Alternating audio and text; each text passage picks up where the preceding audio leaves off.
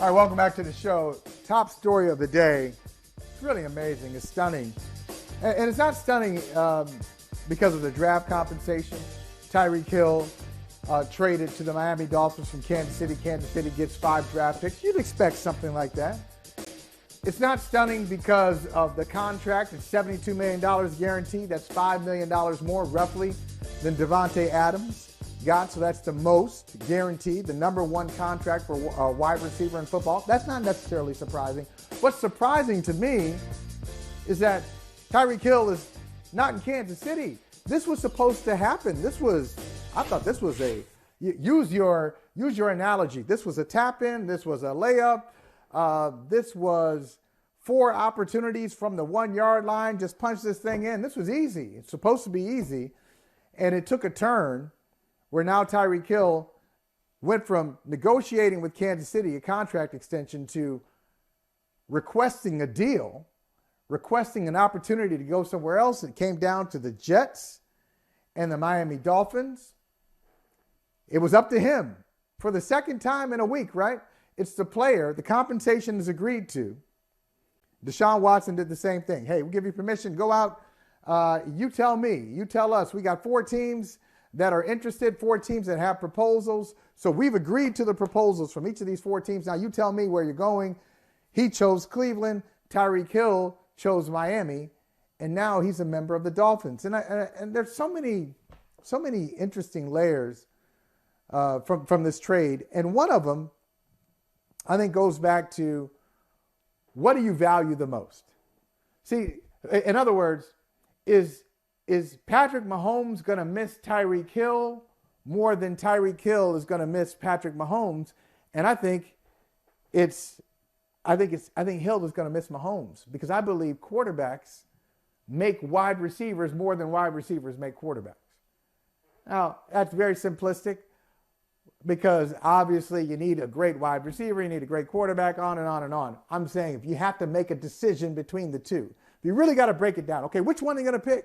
You're going to pick the great wide receiver, you're going to pick the great quarterback? 9.5 times out of 10, 9.9 times out of 10, I'm going to take the quarterback. So Patrick Mahomes, for those of you who think, and I'm talking about you, Kansas City, okay, wipe your tears away. It's going to be all right. It's not a disaster. The Chiefs will continue to have a top 10 offense. They'll be explosive. They got Patrick Mahomes. They have draft picks. They have Travis Kelce. They have other good players. They got a good head coach, offensive-minded head coach. They got a great offensive coordinator in Eric Bieniemy. They're going to be fine. They'll continue to have a top 10 offense. On the flip side, Miami, I read something today. It just really blows my mind. And you Dolphins people, you South Florida people, you know this. But for the rest of us, this is a little bit of a shock. You know the last time the Miami Dolphins had a top 10 offense? You want to guess? I was 6. No, I'm just kidding. No, but really, it was 27 years ago. They haven't had a top 10 offense since 1995. That's unbelievable. The Miami Dolphins haven't had a top 10 offense in a passing league in 27 years. So you would think with Jalen Waddle and now with Tyreek Hill, they got a good tight end and Mike Gesicki. They just signed a Pro Bowl left tackle in Armstead. You think they at the very least did have a top 10 offense. So I think it's going to work out well for the Dolphins on that side of the ball. But I'm not so sure. Like usually with these other trades and these other moves, other teams say the AFC West, Russell Wilson coming in, he's like, oh, wow, the Broncos immediately become a playoff team. Oh, look at the Raiders. They were already a playoff team. They add Chandler Jones and Devontae Adams. They'll be even better. The Browns, not a playoff team. Adding Deshaun Watson, they'll be a playoff team. When I look at Miami, I'm not sure. I'm just not sure for a couple of reasons. I'm going to tell you about how I see Miami, and then I want to talk about Kansas City, in the short term and long term. So with Miami, I think they've made smart moves. We just showed them there. And this trade is bold. It's a bold trade. I'm not sure how smart it is. You acquire a 28-year-old Tyreek Hill. You bring him in under a first-year head coach and Mike McDaniel. You bring him in to pair up with the quarterback that you're not really sure about. We're not really sure about Tua Tagovailoa, high draft pick, but how well does this work in Miami, in this division? I'm not sure. I'm not sure that Miami automatically, because they got Tyreek Hill, I don't think they become a contender all of a sudden. So, but it makes sense for them. It makes sense for what they're trying to do. They're trying to make a splash. They want to get the attention of their fan base. They want to animate and excite the fan base. I think this is a good way to do it. I'm not convinced that they become a 12, 11 and 6, 12 and 5 win, 12 and 5 kind of team. For Kansas City, I go back to a comment that they made, and I'm not holding it against them, because a lot of teams make this comment after they win the Super Bowl. The Rams did it. The Chiefs did it when they beat the 49ers. When you look at it, and you look at the three pillars in the NFL, and that is stable ownership, great head coach, great quarterback. When you have that and you win a championship, everybody starts talking about dynasties. Hey, could this be the next dynasty in the NFL? And the reason it's so hard to do that is for situations just like this. Now, I know Tampa did it last year, right? Tampa won the championship a couple of years ago, and they talked about running it back, and Jason Light and Bruce Arians actually did run it back, and they didn't win it.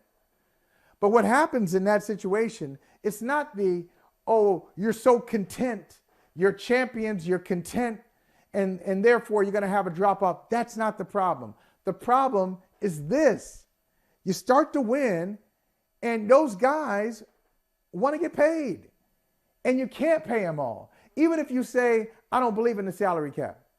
Even if you say the salary cap can be tweaked and managed, eventually, not only your stars, but I'd say your B-plus players. Even your B-plus players want to get paid. And so Kansas City has found out you can't do that. You can't do that and maintain a dynastic culture. You can do it, but then you're probably going to have 2 or 3 down years. You're going to have to reboot and hope to win it, on an Olympic schedule every 3 or 4 years. To do it the way, say, the Patriots did it. And Patriots fans know what I'm talking about. And the NFL fans know what I'm talking about here, who have studied it closely. It's painful. Building a dynasty is painful because you've got to let go of some of those posters on your wall. You're going to have some jerseys that are going to be out of date. You're going to have a number 10 jersey with a couple of different names on it. Quarterback will remain the same. Maybe somebody on defense will remain the same, but you're going to lose a lot because that's the only way to do it. There's no way. It's not sustainable. You cannot win in this era. You can't win 3 championships in 5 years, 4 and 6, or even 4 and 10, and hold on to all the guys who got you that first championship. So I think that's the lesson that Kansas City is learning. Because I remember when they had the big parade, and Patrick Mahomes was saying, this is the greatest coach ever, and Andy Reid is complimenting Mahomes, and your fan base feels like this is the first of many. And you're not the only one who's been there. Like Jim Irsay criticized Peyton Manning because Peyton Manning only won one. Only one. And when he brought in Andrew Luck, he said, hey, we want to build this thing so we can win more than one. Please, welcome to reality. So I think Kansas City, this is the first painful cut. Now you've lost players. You've lost your offensive coordinators, guys who have gone off to be head coaches elsewhere. But this is the first one where you have to say, ooh, this is tough. Not like, oh, nice, good for him. Good for him, our third receiver. Our backup running back, even our starting running back, easy position to replace in the NFL, no big deal, devalued position. We could bring in another running back. We could bring in a third or fourth receiver. We could bring in a second tight end. Can you bring in another Tyreek Hill? No, but that's not the point. I'm still bullish on Kansas City. As a matter of fact, I'm going to go here. Ask me who the best team. Ask me. Go ahead. Ask me. Who's the best team in the AFC West? Even after this trade, who's the best team in the AFC West? Wait for it. Kansas City. Kansas City, even without this dynamic receiver being traded. I've seen some of these trade grades out there already. How are you going to trade a grade? How are you going to make a trade grade when you don't know what Kansas City did yet? We don't know how to grade this thing. Kansas City got draft picks in return.